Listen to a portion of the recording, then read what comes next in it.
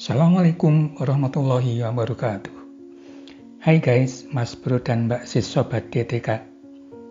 Selamat berjumpa dengan saya, Bang TJ di channel kita DTK alias Dunia Teknik Kimia. Di channel ini kita bakalan ngebahas mengenai topik-topik menarik di bidang teknik kimia, berupa kasus-kasus atau fenomena yang terjadi dan juga software aplikasi untuk teknik kimia. Channel ini ditujukan khususnya untuk para mahasiswa dan praktisi bidang teknik kimia atau siapa saja yang tertarik dengan bidang teknik kimia. Untuk video kali ini, kita masih akan melanjutkan pembahasan mengenai dekomposisi flowsheet diagram, yakni dengan menggunakan hierarki blok.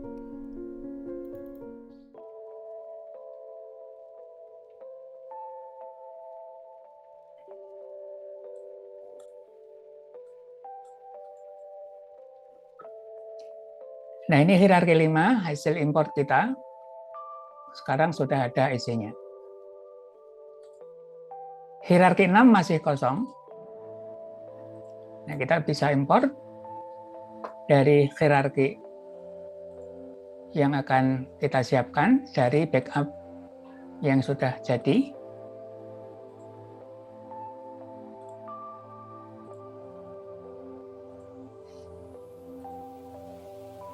Nah, sekarang hierarki 6 sudah ada isinya.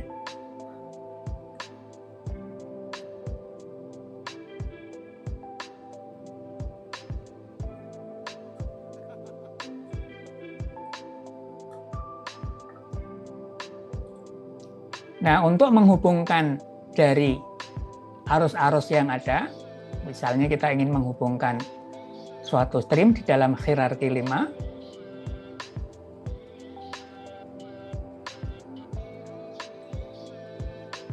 nah, di sini tinggal kita hubungkan, ini mau dikirim atau diambil dari mana.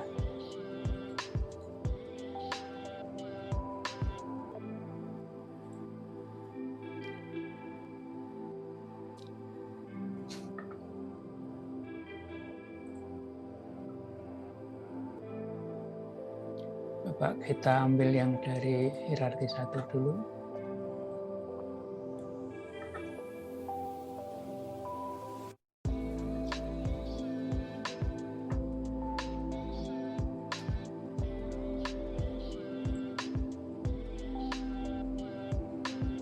Mau kita hubungkan hierarki 5 dari hierarki 1. Nah, di sini kita akan mengambil suatu stream di hierarki 5. Nah, di sana yang ada untuk bisa dijadikan sebagai umpan di hierarki 5 adalah S-in. Nah, kita pilih. Kemudian akan kita hubungkan dengan hierarki 1. Tinggal kita hubungkan. Nah, kemudian nanti akan tersedia stream-stream manakah yang dia merupakan out yang bisa dihubungkan ke hierarki 1. Nah, misalnya kita akan menghubungkan dengan P2-nya. Dia adalah out, maka di sini ada P2 out. Ini tinggal kita hubungkan. Kemudian kita kasih nama stream, misalnya S5.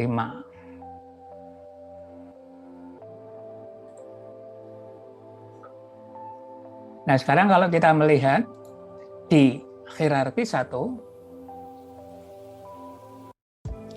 nah, sekarang P2-nya akan terhubung. Yang sebelumnya dia tidak terhubung. Jadi ini yang akan dikirim ke hierarki 5. Kemudian misalnya kita ingin menghubungkan hierarki 5 dengan hierarki 6. Mana yang bisa dihubungkan? Misalnya kita ingin menghubungkan fan. Kemudian dihubungkan dengan hierarki 6. Nah, yang dia merupakan umpan dari hierarki 6 adalah S-in. Kita hubungkan. Saya kasih misalnya S6.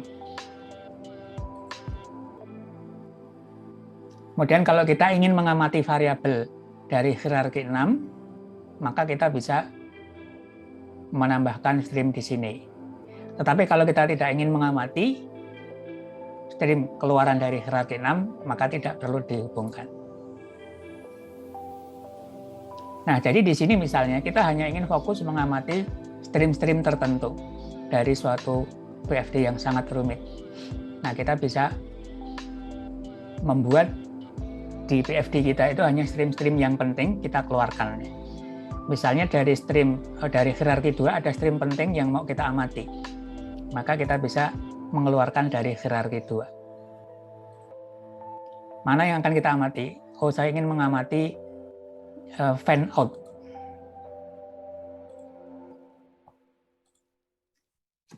V2. Nah, itu nanti akan kita amati, maka kita keluarkan. Nah, ini cara menghubungkan antara hierarki melalui suatu stream masuk dan keluar, agar hanya stream-stream tertentu yang menjadi concern kita itu yang akan teramati nanti di PFD utama. Nah, kalau kita mau menampilkan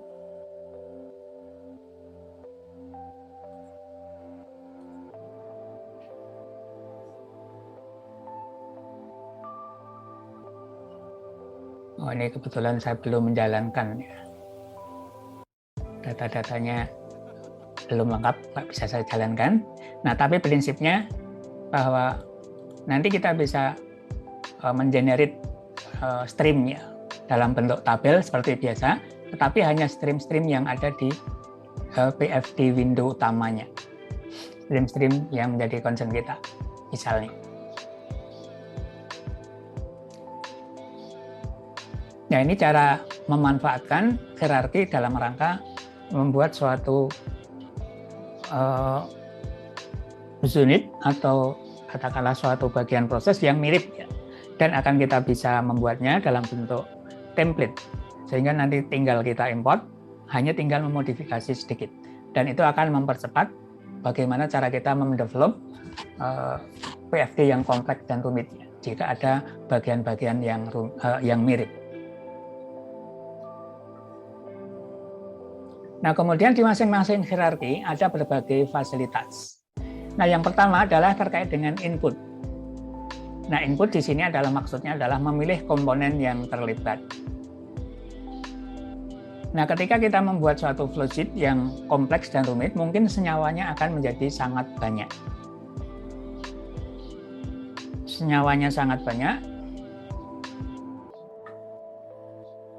Tetapi mungkin di bagian-bagian hierarki itu bisa kita libatkan senyawanya tidak semua. Sedangkan bayangkan misalnya ya, untuk seluruh flowsheet itu kita punya komponennya 50. Kalau 50 komponen untuk seluruh flowsheet dijadikan dalam bentuk satu diagram atau satu PFD, artinya apa? Saat kita menghitung suatu stream propertinya, menghitung misalnya entalpi, menghitung densitas, viskositas, kapasitas panas dan seterusnya, dia akan dihitung berdasarkan apa? Jumlahan dari seluruh komponen. Sehingga di sana akan menghitung loop-nya itu, for-nya itu dari 1 sampai 50 untuk menghitung CP misalnya. Untuk menghitung entalpi. Padahal mungkin di daerah sini itu senyawa yang terlibat itu hanya 10. Senyawa di sini yang terlibat hanya 15. Senyawa yang di sini yang terlibat hanya 20 misalnya. Yang di sini bahkan cuma 5. Nah, kalau sebagai satu PFD tidak dikemas dalam hierarki, maka setiap menghitung properti dari suatu stream itu akan melibatkan seluruh komponen. Jadi saudara bisa bayangkan, perhitungannya akan menjadi jauh lebih panjang. Ya. Sementara kalau kita kemas dalam bentuk hierarki, maka nanti perhitungan di dalam hierarki itu senyawanya hanya akan tertentu yang dilibatkan. Nah, ini yang nanti akan bisa kita manfaatkan di sini. Hierarki komponen list. Jadi, kita bisa membentuk kelompok-kelompok komponen. Ada kelompok komponen 1, ada kelompok komponen 2, ada kelompok komponen 3, dan seterusnya. Nah, kalau seluruh komponen ini nanti dia akan disebut sebagai kelompok global. Nah, di hierarki kita bisa memilih, misalnya di hierarki 1 kita memilih kelompok komponen 1.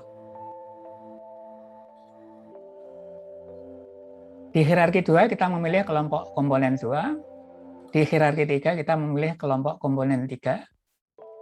Di hierarki 4 mungkin dia kelompok 2 atau ada kelompok yang lainnya, kita bisa membuatnya. Di hierarki 5 kita punya kelompok, misalnya kelompok 3 juga. Nah, jadi senyawa-senyawa yang terlibat itu hanya akan tertentu untuk hierarki 1, hierarki 2, dan seterusnya.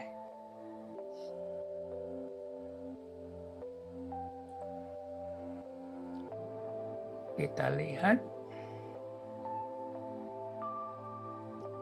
Ini misalnya ya, ada kelompok dari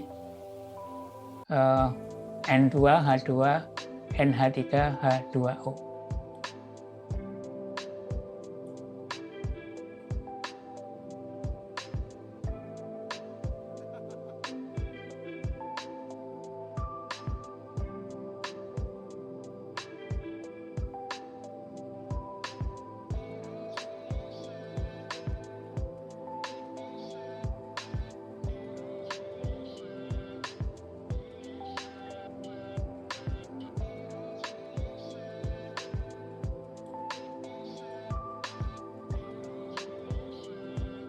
Nah,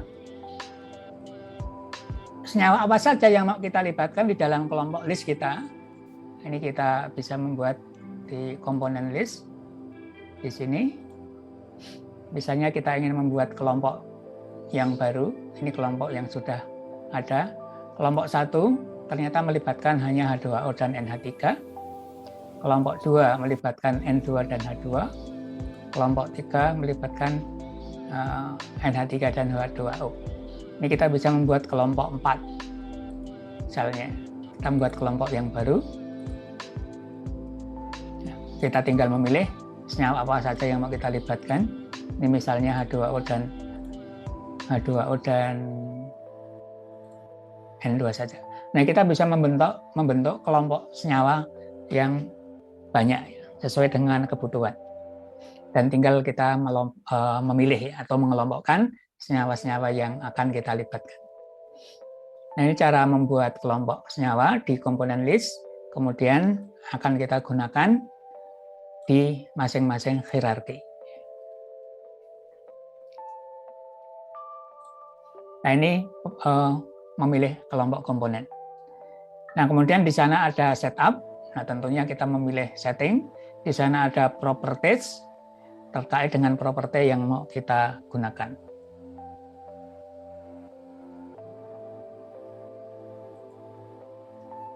Di sini ada setup.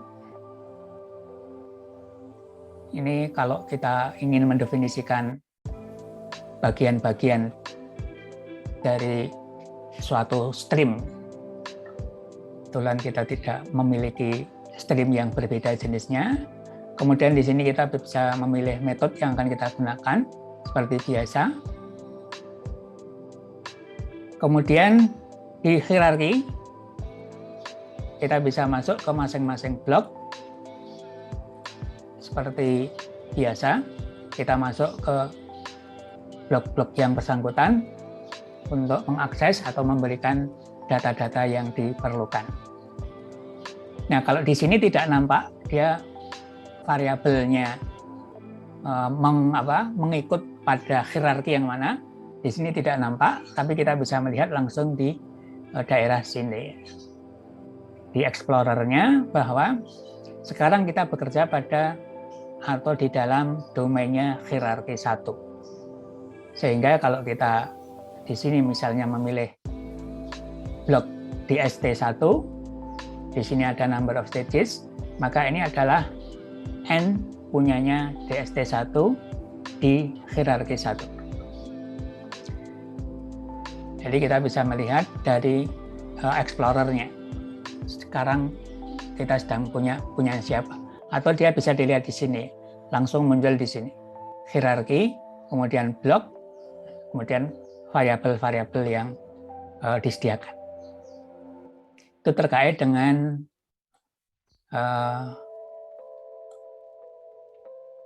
blok dan stream ya, terkait pengisian, bahwa kita akan bisa melihat di Explorer-nya atau di tab di atas.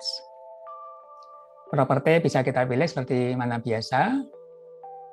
Kemudian stream, kita bisa memberikan nilai untuk bagian-bagian yang input, atau bisa melihat untuk bagian-bagian yang terhitung.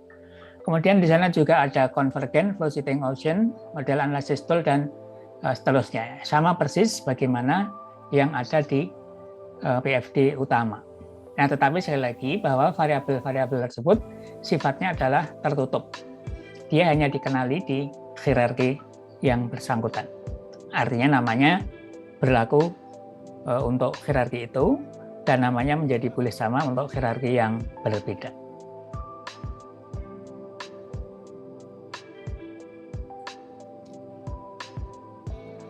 Jadi di sini di masing-masing hierarki akan ada convergent, flow sitting option, model analysis tool, dan seterusnya. Di convergent apa isinya? Ya sebagaimana PFD utama ya.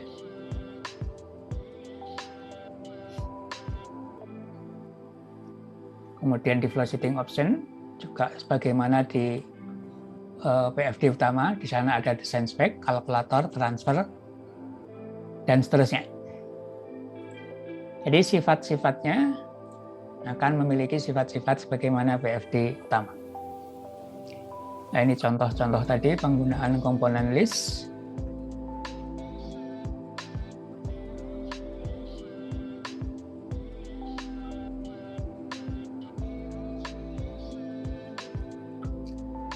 Nah, sekarang kita lihat ini contoh penggunaan yang tadi sudah kita tampilkan.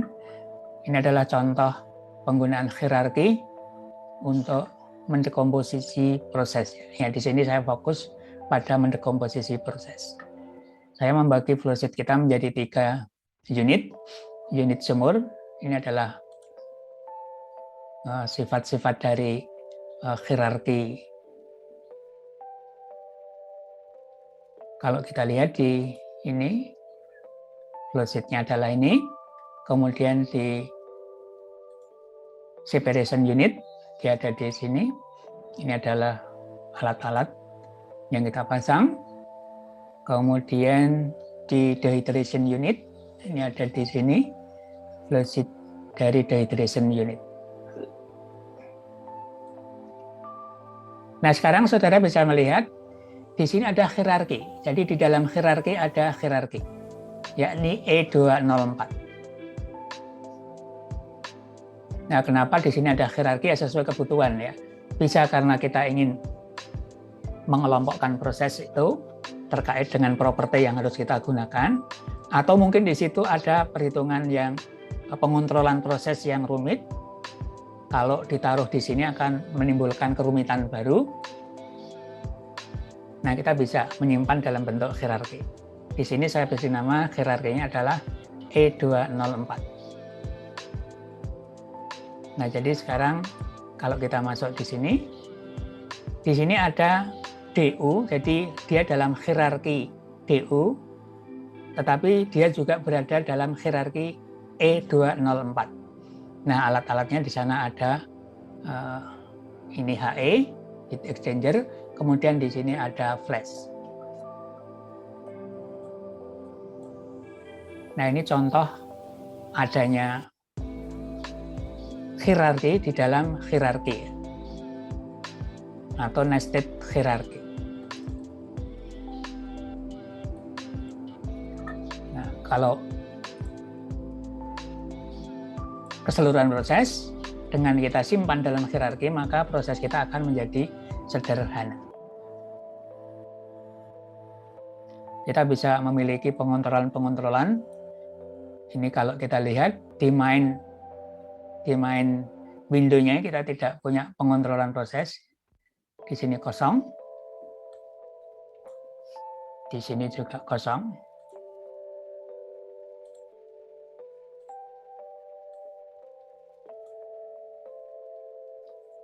Kemudian di dehydration unit di dalamnya. Nah, di sini ada terkait dengan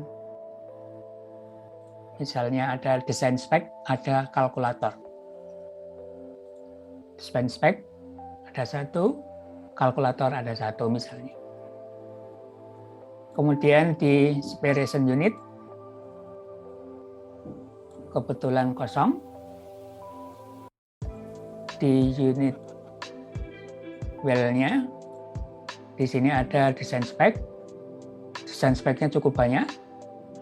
Ini masing-masing dari tadi sumurnya cukup banyak ini.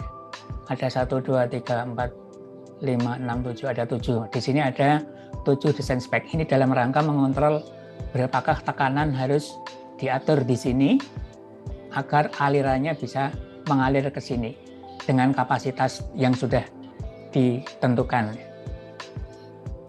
Tekanan harus diatur karena apa? Menyesuaikan dengan pressure drop pada masing-masing segmen pipa. Karena ini jaraknya berbeda, posisinya berbeda, jumlah fittingnya mungkin berbeda, jumlah valve-valve yang lain juga berbeda misalnya. Ada pengontrolan yang harus kita lakukan terkait dengan pembukaan di sumur dalam rangka mengontrol tekanan agar terjadi aliran. Nah, di sana ada pengontrolan. Kemudian ada kalkulator. Nah, kalkulatornya juga banyak, saudara bisa melihat.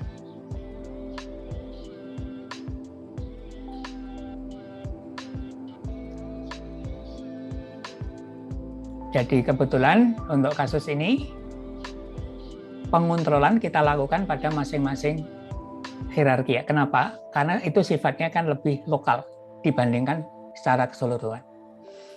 Kalau kita taruh di luar, artinya apa? Dia akan memungkinkan, atau kalau dia terlibat dalam keseluruhan hierarki, maka harus dikirim sebagai di PFD utama.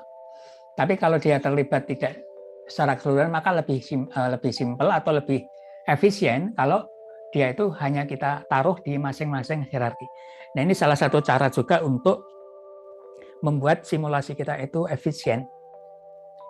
Saudara bisa bayangkan kalau pengontrolan proses sebetulnya dia hanya terlibat dalam satu unit, tapi kita taruh di luar, maka dia akan keterlibatannya itu ketika aspen akan menyelesaikan keseluruhan proses.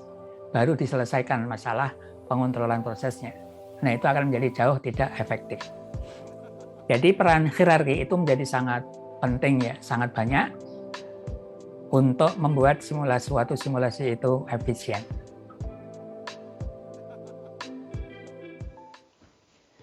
Oke Mas Bro dan Mbak Sis Sobat DTK, sampai di sini untuk video kali ini.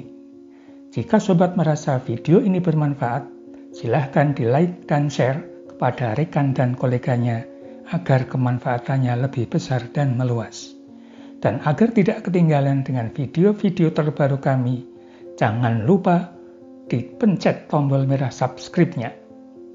Insya Allah, Sobat juga akan memperoleh pahala jariah dari siapapun yang ikut mengambil manfaat dari channel ini. Dengan subscribe, Sobat DTK telah ikut membangun channel ini agar terus hadir membahas topik-topik menarik lainnya. Sampai ketemu lagi di video berikutnya. Salam hangat DTK, Bravo Techimer Indonesia. Assalamualaikum warahmatullahi wabarakatuh.